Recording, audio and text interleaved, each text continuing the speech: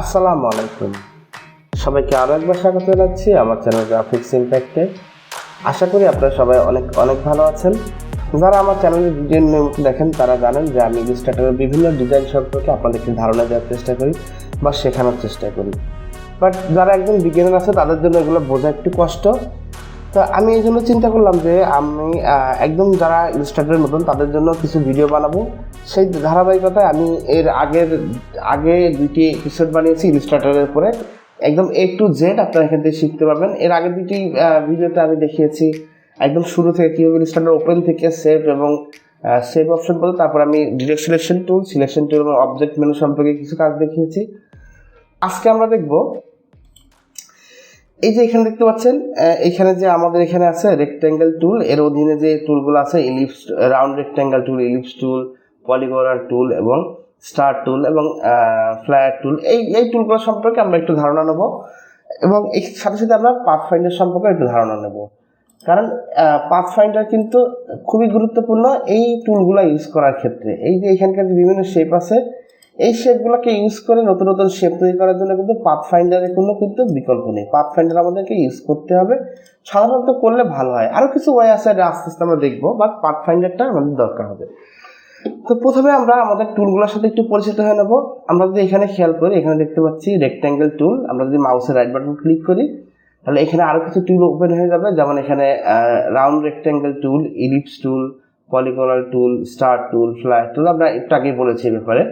এবং আমরা সেমভাবে যদি আমরা পাথফাইন্ডার ওপেন করি তাহলে আমরা দেখতে পাচ্ছি এখানে দুইটি পার্ট পাবো আমরা, একটা হচ্ছে শেপ মেডস আর একটা হচ্ছে পাথফাইন্ডার।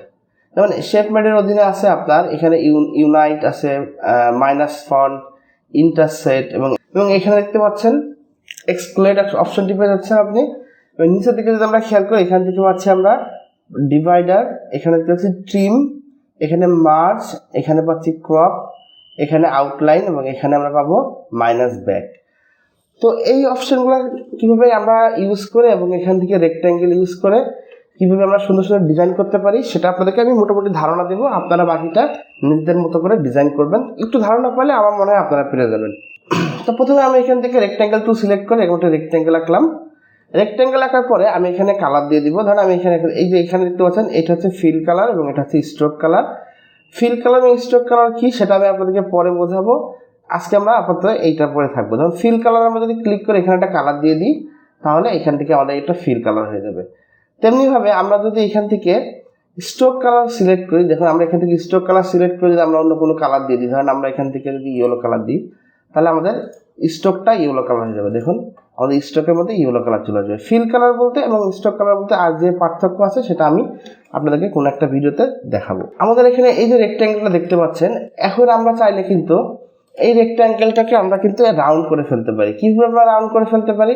আমরা যদি এখান থেকে রেক্ট্যাঙ্গেল সিলেক্ট করে আমরা যদি এই যে এখানে যে চারটি এখানে যে কর্নার তৈরি হয়েছে, দেখুন চারটি বলের মতো তৈরি হয়েছে, আমরা যে কোনো একটাকে এভাবে সিলেক্ট করে যদি এভাবে টান দিই, দেখুন এই রেক্ট্যাঙ্গেলটা কিন্তু এরকম রাউন্ড শেপে চলে আসবে।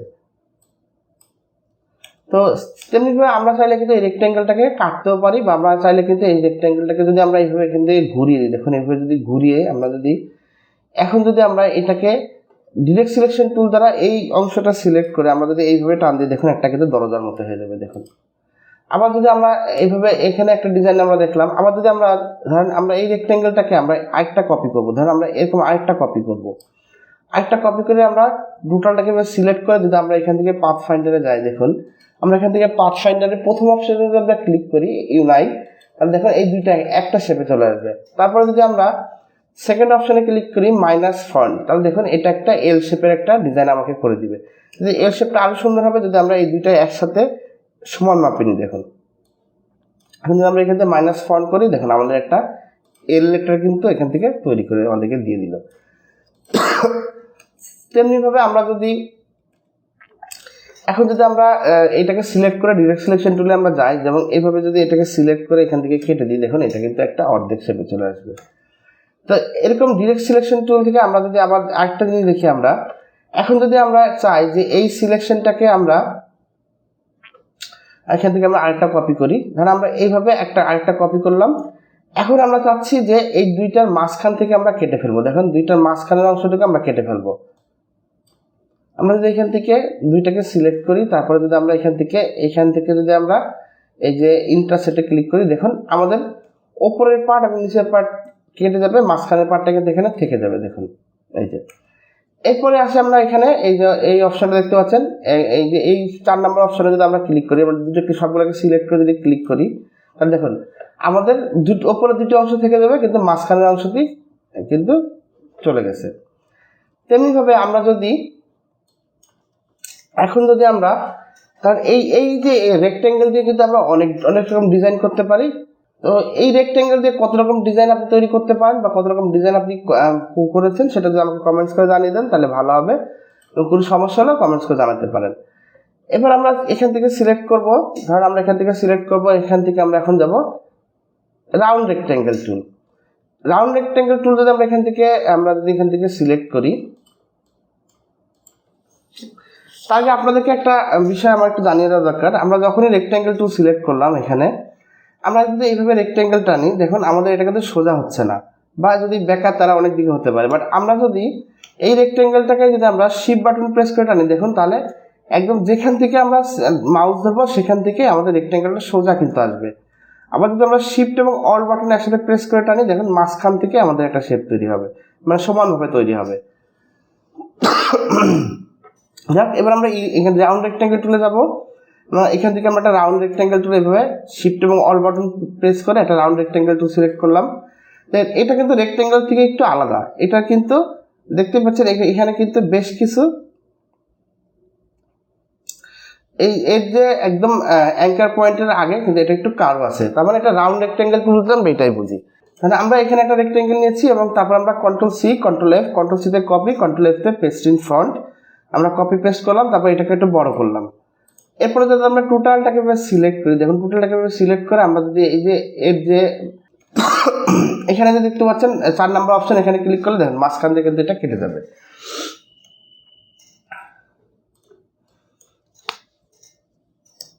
এরপর যদি আমরা একটু এখান থেকে যদি আমরা একটা লাইন টুল সিলেক্ট করে নিই, তারপর আমরা যদি এরকম ভাবে একটা লাইন আঁকি, মানে এরকম ভাবে আমরা একটা লাইন আঁকলাম, তারপর এরকম ভাবে একটা লাইন আঁকলাম, ধরেন এইভাবে আমরা বিভিন্ন লাইন আঁকলাম। এরপর আমরা চাচ্ছি আমাদের এই যে টোটাল যে লাইনগুলো, আমরা যদি এখান থেকে মাইনাস ফন্ট ক্লিক করি, কিছুই হচ্ছে না। তো আমাদের লাইন অনুসারে আমাদের এই পার্টগুলো আমরা কেটে ফেলবো। তো কাটার জন্য আমরা এখান থেকে চলে আসবো, এই দেখতে পাচ্ছেন ডিভাইড অপশনে ক্লিক করবো, তারপর আমরা জাস্ট আনগ্রুপ করে দেবো, এখান থেকে আনগ্রুপ। তাহলে দেখতে পাচ্ছেন এই যে আমাদের দুই অংশে কিন্তু আমরা দুটা কেটে ফেলতে পারলাম। এরপর আমরা দেখবো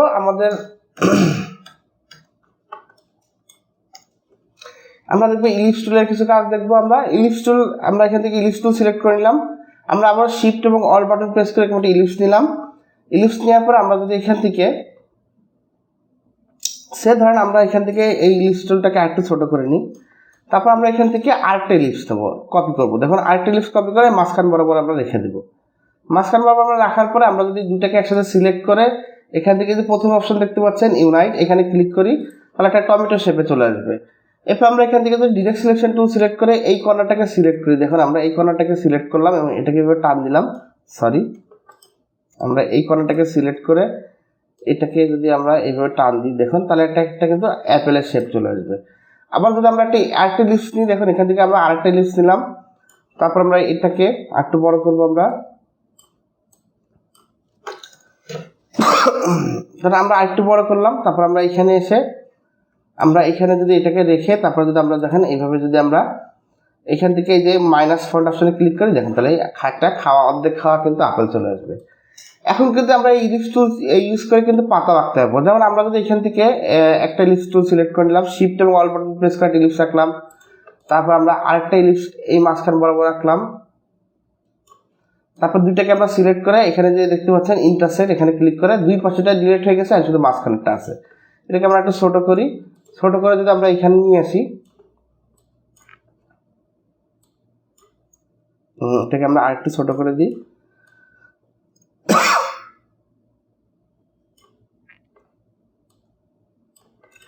তাহলে তো অ্যাপেল লোগো কিন্তু আমরা এখানে তৈরি করে ফেললাম। পুরোপুরি অ্যাপেলের মতো হয়নি, বাট আমরা কিন্তু এইভাবে করতে পারি। এরপরে দেখেন আমরা ইলিপস টুল কিন্তু সব থেকে বেশি ডিজাইনের ক্ষেত্রে ইউজ হয়, খুব ভালো ভালো ডিজাইন কিন্তু এই ইলিপস টুল ইউজ করে আমরা করতে পারি। আমি যদি আপনাদের দেখাইতে বসি ইলিপস্টোরের ডিজাইন, আমরা সারাদিন চলে যাবে বা 2-3 ঘন্টা 5 ঘন্টা চলে যাবে, তো ইলিপস্টোরের ডিজাইন শেষ হবে না, এত ডিজাইন ইলিপস্টোর দিয়ে করা যায়। আমি সেখান থেকে কিছু সহজ সহজ ডিজাইন আপনাদেরকে দেখাচ্ছি। এখন আমরা এখান থেকে ইলিপস টুল সিলেক্ট করে আমরা এখানে একটা ইলিপস আঁকবো, তারপর আমরা এখান থেকে এটাকে আরেকটা কপি করব, তারপর এটাকে এখান থেকে আরেকটা কপি করব, তারপর এটাকে এখান থেকে আরেকটা কপি করব। এইভাবে আমরা কপি করব, অনেকগুলো কপি করব। দেখুন এইভাবে অনেকগুলো কপি করলাম। তারপর আমি এখান থেকে টোটালটাকে সিলেক্ট করে এখান থেকে ইউনাইট করে দিলাম। এবার যদি এটা কালার আমি চেঞ্জ করে দিই এখান থেকে, দেখুন আমি এটা কালার যদি চেঞ্জ করে দিই এখান থেকে, বা আমি এখান থেকে না, আমি যদি এখানে সোর্সেস প্যানেল থেকে কালারটা চেঞ্জ করে দিই, দেখুন কালারে যাই,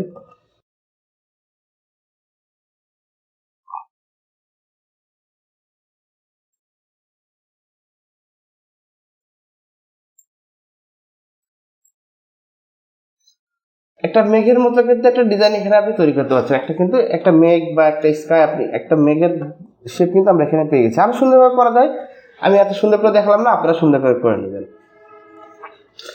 এবং ইলিপস টুলে কিন্তু অনেকগুলো ডিজাইন আমার চ্যানেলে অলরেডি আছে। যেমন আমরা এখান থেকে যেটা করতে পারি, প্রথমে আমরা এখানে একটা ইলিপস আঁকলাম, তারপর আমরা এই বরাবর একটা ইলিপস আঁকলাম, কারণ এই বরাবর একটা ইলিপস আঁকলাম, তারপর এটাকে সিলেক্ট করে আমরা এখান থেকে পাথফাইন্ডারে চলে গেলাম এবং এখান থেকে মাইনাস ফন্ট করে দিলাম। দেখুন একটা চাঁদের মতো কিন্তু আমাদের এখানে হয়ে গেল। এখানে আমরা একটা চাঁদের মতো আঁকলাম, দেখুন একটা চাঁদের মতো আঁকলাম। এরপর আমরা এখান থেকে এটাকে একটু কালার করে, একটু আমরা কালার করে দিই, ধরুন আমরা এখান থেকে ইয়েলো কালার দিয়ে দিই একটা, জাস্ট আমি একটা স্পর্শ আমি এখানে দেখাচ্ছি। এরপর যদি আমরা এর অধীনে স্টার টুল নিয়ে নিই, তারপর যদি আমরা এখানে স্টার আঁকি, দেখুন তাহলে এই যে চাঁদ তারা একটা ডিজাইন কিন্তু হয়ে গেল। দেখুন কত সহজে ডিজাইন করা যায় ইলিপস টুল দিয়ে। এবং ইলিপস টুল ডিজাইন যদি আমরা আপনাদেরকে দেখাইতে যাই, মনে করেন আমার সারাদিন পার হয়ে যাবে, তার ডিজাইন শেষ হবে না, এত এত এত ডিজাইন ইলিপস টুল দিয়ে করা যায়। এরপরের টুলটা হচ্ছে পলিগনাল টুল। এরপর আমরা এখান থেকে পলিগনাল টুল সিলেক্ট করে নিলাম, তারপর আমরা এখান থেকে একটা পলিগনাল লিখে নিলাম। এরপর আমরা এখান থেকে এটাকে একটু সোজা করে নেব। এই পলিগনাল টুল দিয়েও কিন্তু অনেক অনেক ডিজাইন তৈরি করা যায়। যেমন আমরা এখান থেকে পলিগনাল নিলাম এইভাবে, কারণ আমরা এখান থেকে পলিগনাল নিলাম, তারপর এখানে দুইটাকে সিলেক্ট করে আমরা যদি এখান থেকে এই 4 নম্বর অপশনে ক্লিক করি, তাহলে দেখুন এরকম ডিজাইন হবে। এরকম যদি আমরা এটাকে কাছাকাছি নিয়ে আসি, দেখুন এটাকে এখন আমরা এটাকে আনগ্রুপ করে নিতে হবে।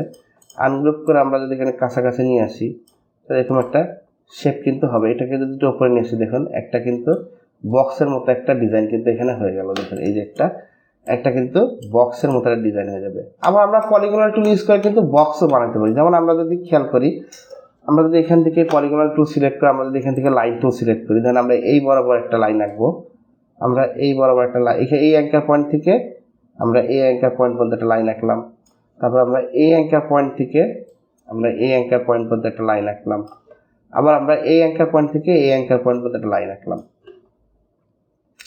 এরপর আমরা যদি এখান থেকে সবগুলোকে এখান থেকে ডিভাইডেড করে দিব,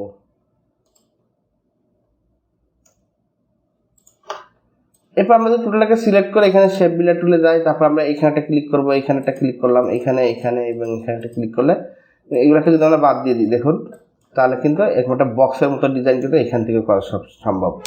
তো এইটা দিয়েও কিন্তু আমরা অনেক অনেক ডিজাইন করতে পারি। আবার এখানে কিছু কাজ আছে, যেমন আমরা একটু দেখে নিই, আমরা এখানে যদি একটু দেখি, আমরা পলিগনাল টুল সিলেক্ট করে যদি মাউসের রাইট বাটন ক্লিক করি, তারপরে এখানে দেখতে পাবেন এখানে হচ্ছে রেডিয়াস। আমরা রেডিয়াসে আমরা কোনো কাজ করবো না, বাট আমরা এখানে স্লাইড আমরা এখানে স্লাইডস, এখানে যদি আমরা 6টা আছে, আমরা যদি এখানে 3টা করি, তাহলে দেখি আমরা কি হয়। আমরা এখানে 3টা দিয়ে ওকে করলাম, তাহলে দেখেন এখান থেকেই আমরা একটা রেক্ট্যাঙ্গেল পেয়ে গেলাম। দেখছেন এখান থেকে আমরা একটা রেক্ট্যাঙ্গেল পেয়ে গেলাম।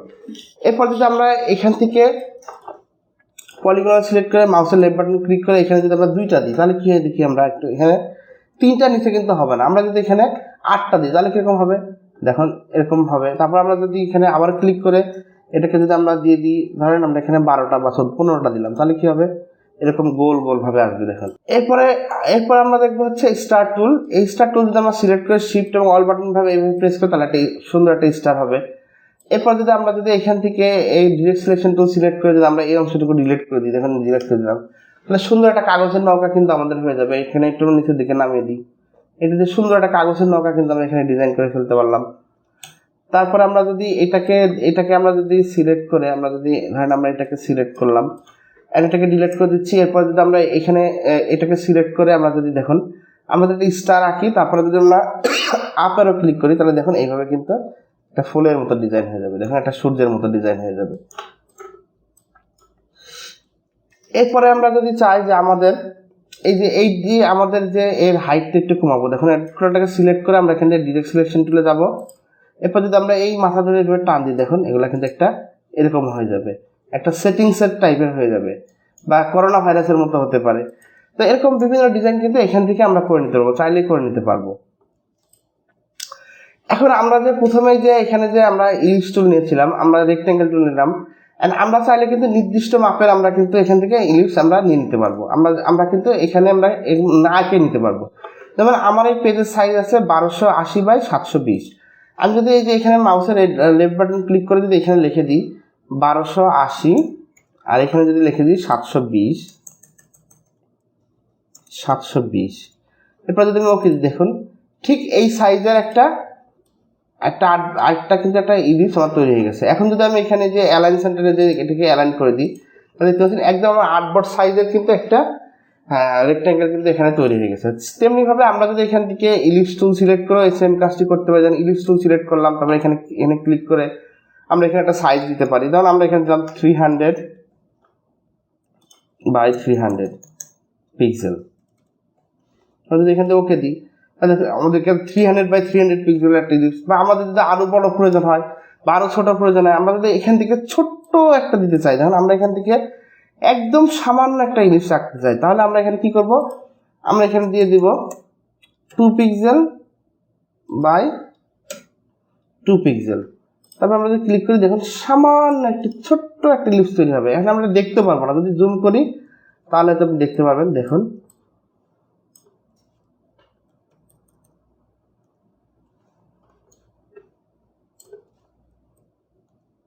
এই যে দেখুন ছোট্ট একটা ইলিপস। এত ছোট ইলিপস কিন্তু আমরা জুম ছাড়াও দেখতে পারবো না।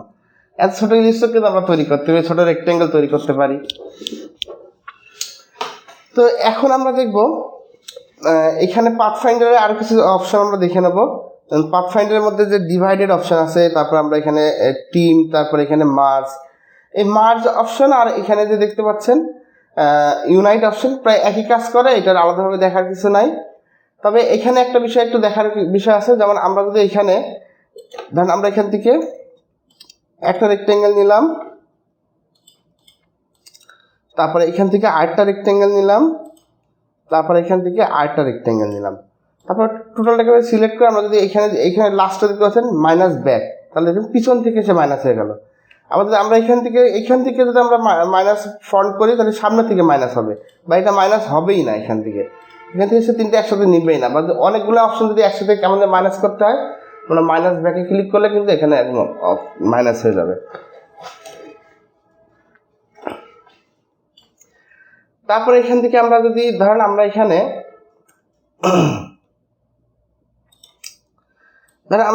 একটা